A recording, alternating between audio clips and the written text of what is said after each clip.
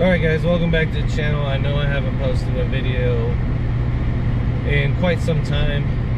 I think it's been about 3 or 4 months since I've actually posted any content on the channel, and I'm sorry about that. I've taken a hiatus from doing the channel and drifting, but I think later in the video I'll talk about that and kind of the future of the channel, so stick around for that. But for today's video, we're headed out to Battleborn Motorsports Maximum Overdrive in Fernley, Nevada. You've seen me drift this in a couple different videos that we had. This is our local event that I like to attend. We got the RX-7, and then I got a surprise for you guys. We're bringing out the Cadillac CTS, which, woohoo!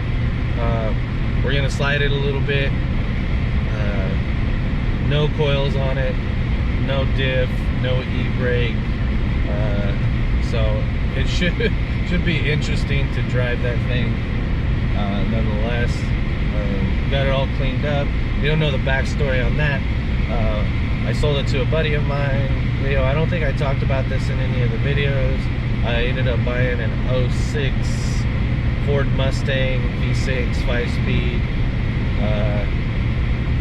and I was going to use that. I bought that instead of the Cadillac because the aftermarket support that came with it. But really, I ended up not even doing anything with it. Didn't buy coils, didn't weld the diff, didn't really do any of the things that needed to be done to make it a viable drift car. So kind of aborted mission on that. Daily drove it for a while, but sold it last week or so to some guys in San Francisco. They came and picked it up, and I knew that my buddy Leo was selling the Mustang, or not the Mustang, the CTS, and ended up buying it back for the exact same price that I sold it to him for. So thank you, Leo, for being such a nice guy and doing that. I spent the last week or so, which I probably should have filmed it, but working on it, got it cleaned up, changed out the hood, the grill, the front bumper, polished it out, did a lot of little things to make the car a little bit nicer than it was. It was in pretty good condition, but needed a few things. Still needs a couple things. Got a couple check engine lights I gotta fix, but it's nothing too big. And then my plan is to like kind of bring it out here, drift it a little bit, put a for sale sign on it, and then see if anybody's interested in buying it. I know it's a weird way to try to sell a car, but I mean, it's a pretty nice car, and I think people will gravitate towards it. Being out here, I put some stickers on the back to make it real drifty, and you know, give it some hot boy style as much as I could. But anyway, enough of that. We're on our way to the track. We should be there in a little bit, and I will see you there. We got cows out here on the track, man. It's crazy.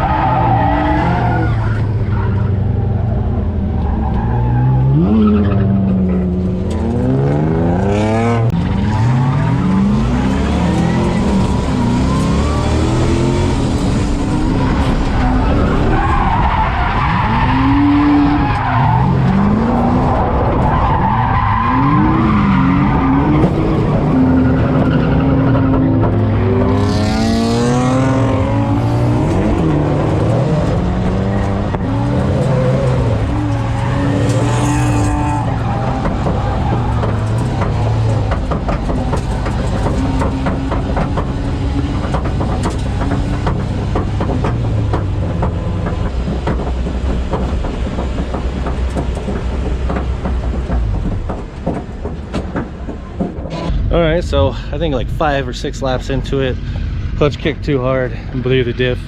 I was like coming out of drift and I was in the wrong gear, so I downshifted. It came off the clutch super hard, and these NA diffs, man, they don't like that kind of abuse, so ended up popping it. I don't know, my day might be over as far as driving this thing, but it's all right. It happens sometimes. So let's see if we can see anything. Just see a bunch of liquid or whatever dripping out of it. I think the same thing happened as last time. Is the caps that hold the differential in place, I think those actually broke, and then now it's like the differential's like twisted up in there, and the ring and pinion aren't making contact with each other. So all right, we're gonna try to source one real fast. I have one, but it's all the way, it's like a 2-hour drive to go get one, and I don't know if it's worth it to do all that grinding. So it's like 4 hours round trip, plus I gotta pull this one, put it in, prep this one.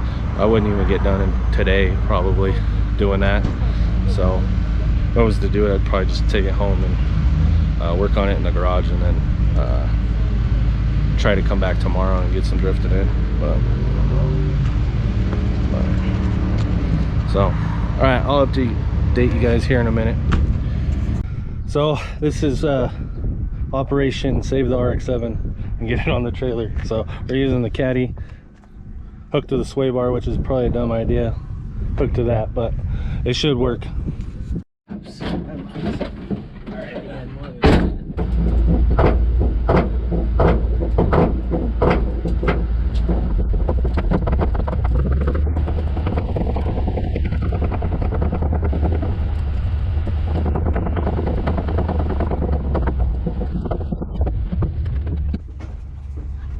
Don't grab onto that.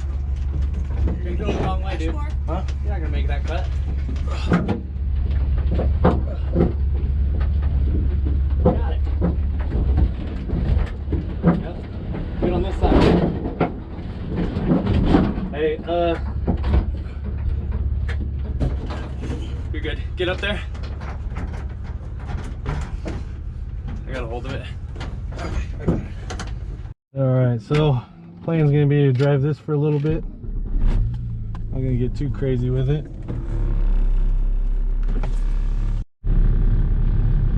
Hopefully this mirror, I think this mirror is gonna block.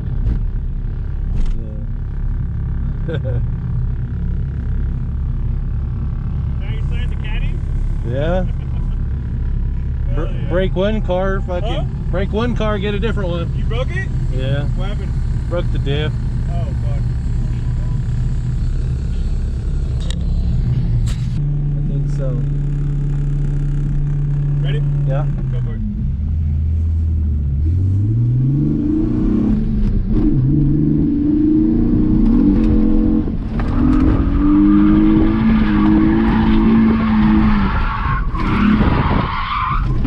She wants to whip back hard. Yeah, she does. I did that coming onto the access road.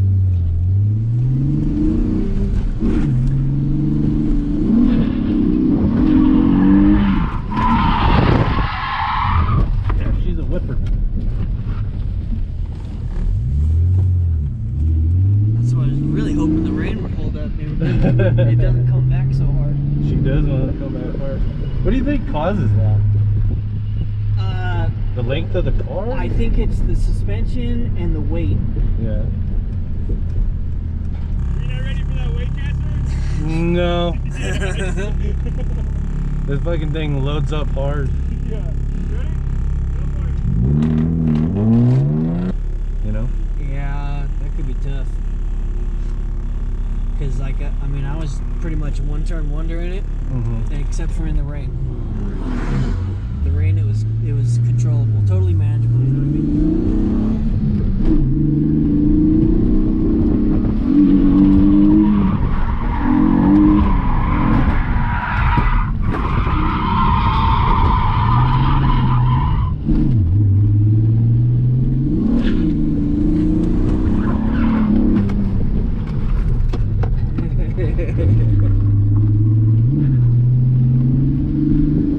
That was close. Close, yeah. So since we broke the car, the Caddy is not really the greatest for drifting.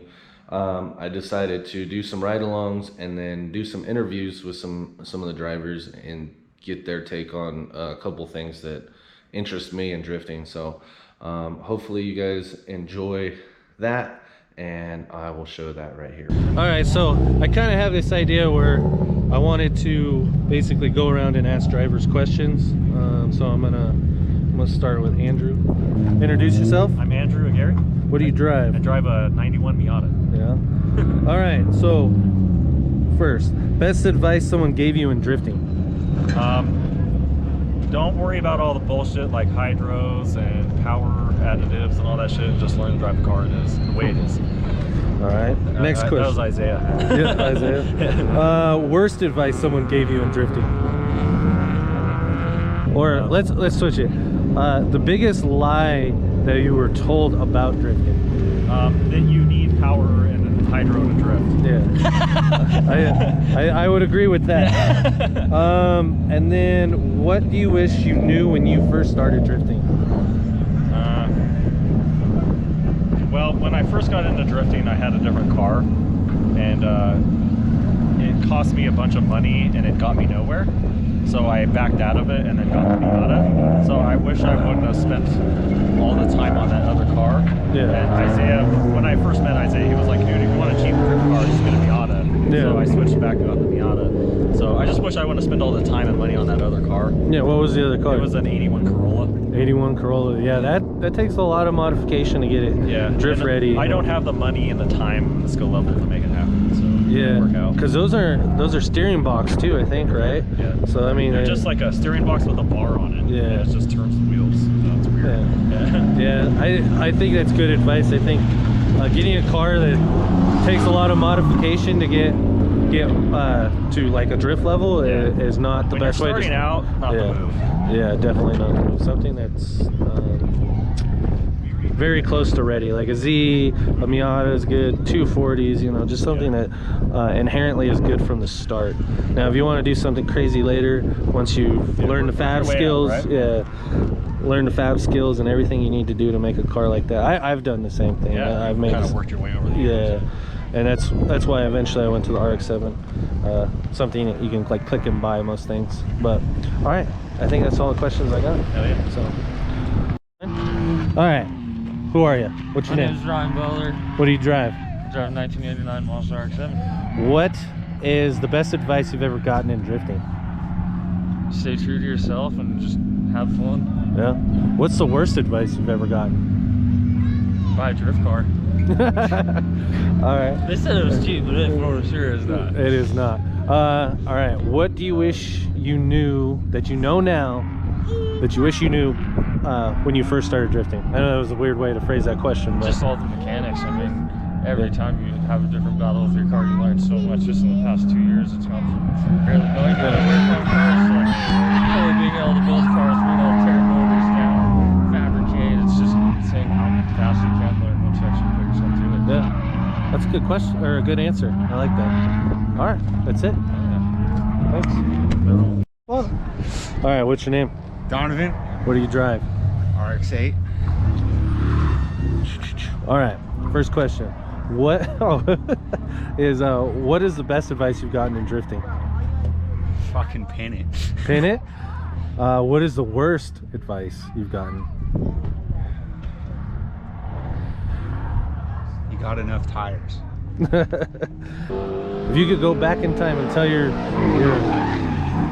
past self anything about like drifting, what would it be? Like maybe something to make you drive better, a mod on the car, or like something that you did that sucked and then you're like, hey, I wish I wouldn't have done that. Something like that.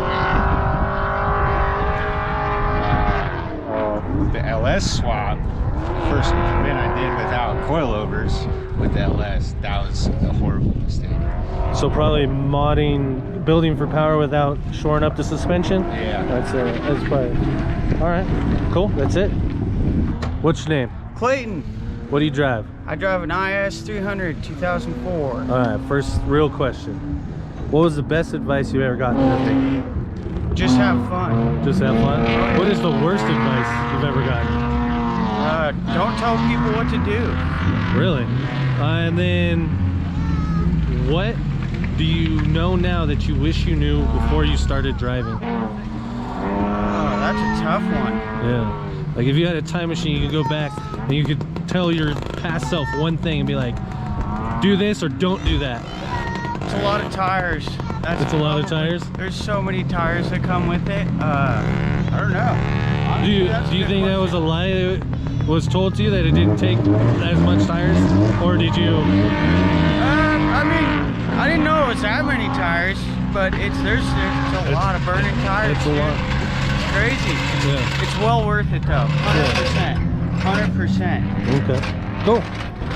All right. So first question, who are you? I'm Zach Howerton. What do you drive?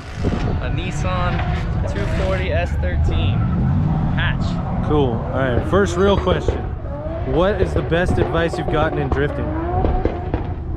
Best advice was to watch the Drift Bible on YouTube. Really? That was like the first thing I did, my first event. Really? Before I went to that event, I watched the Drift Bible through and through. Yeah. All right. What's the worst advice you've ever gotten? I wouldn't say it's the worst, but it's broken some tie rods, and it was to cut some of the inside corners so you can chase harder. So you can stay on your line, like stay harder and chase. Yeah. I've definitely done that a few times and broken some wheels doing it too. Yeah, my wheels are all bent up and stuff from it. All right. If you like had a time machine, you could go back to your past self. What advice would you tell that person? Invest and buy 240s when I was like 18, started, and start younger. All right. First thing, what's your name? My name's David. David, what do you drive? This is Nissan 240. All right. All right. First question, what is the best advice you got in drifting? Drift. Drift? Just keep doing it. Yeah. Seat time. Seat Do it. time. Save your money. What is the worst advice? What is what? Sorry. What is the worst advice?